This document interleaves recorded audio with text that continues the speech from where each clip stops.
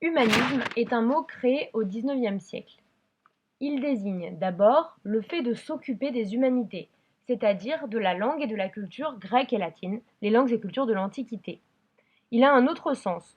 Il désigne le mouvement éthique et intellectuel qui vise par une relecture des œuvres passées et par une lecture des œuvres contemporaines au perfectionnement de l'homme.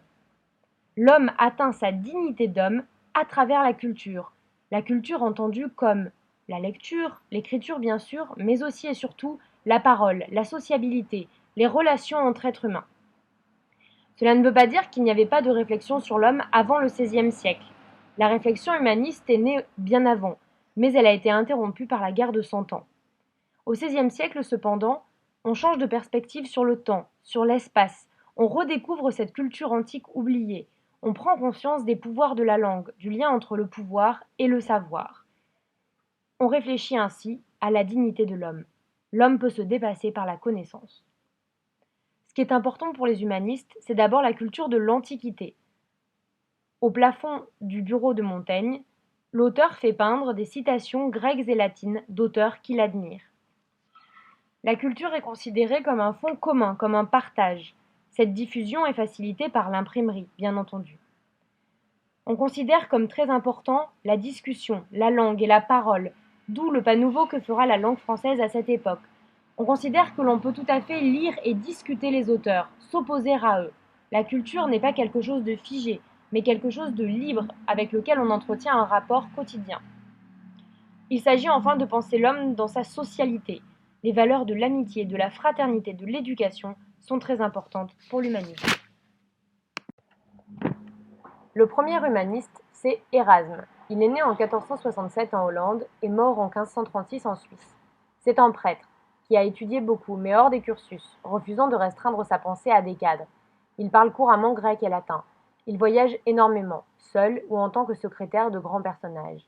Il est l'ami et le correspondant de tous les intellectuels européens. Il donnera en effet son nom au programme Erasmus.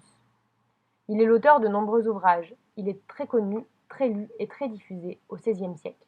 L'éloge de la folie est son ouvrage principal. La déesse de la folie critique les ordres de la société.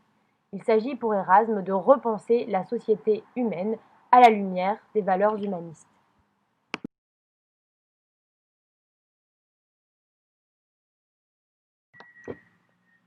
Michel de Montaigne est né en 1533 et mort en 1592 en Dordogne. Il est l'aîné d'une famille bourgeoise de 8 enfants. En tant que tel, il apprend le latin, reçoit une éducation riche et variée. Il va au collège, fait du droit, des lettres, de la philosophie. Adulte, il devient conseiller au Parlement de Bordeaux. C'est une institution chargée de faire appliquer les décisions royales dans la région de Bordeaux. Montaigne est ainsi au courant de la vie politique du temps. En 1570, il se retire et écrit les Essais. Les Essais, c'est une suite de réflexions organisées en 3 livres. Réflexions qui portent sur tout, ainsi que l'impliquent les principes de l'humanisme.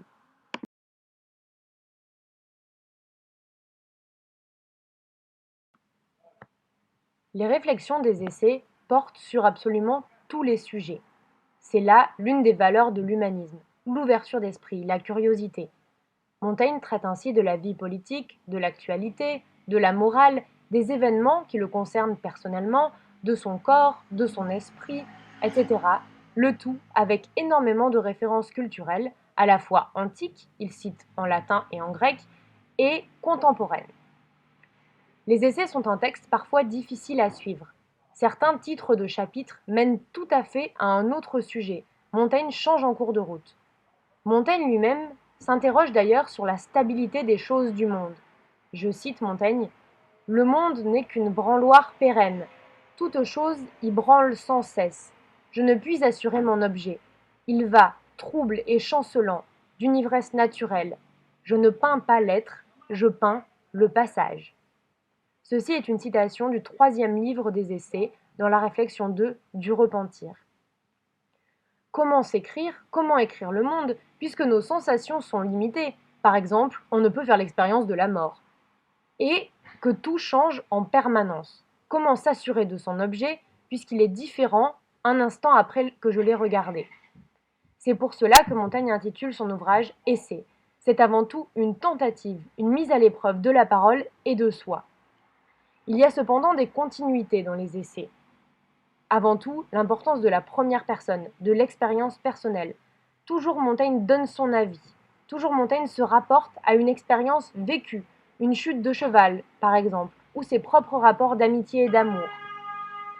L'autre continuité, c'est la culture immense démontrée par Montaigne. Il entretient avec elle un dialogue amical, il n'hésite pas à contredire les auteurs ou à les approuver. La dernière continuité, c'est la récurrence des valeurs humanistes. Montaigne a foi en l'éducation, on peut lire pour cela l'essai 1,26 sur l'éducation des enfants. Il a foi en la tolérance.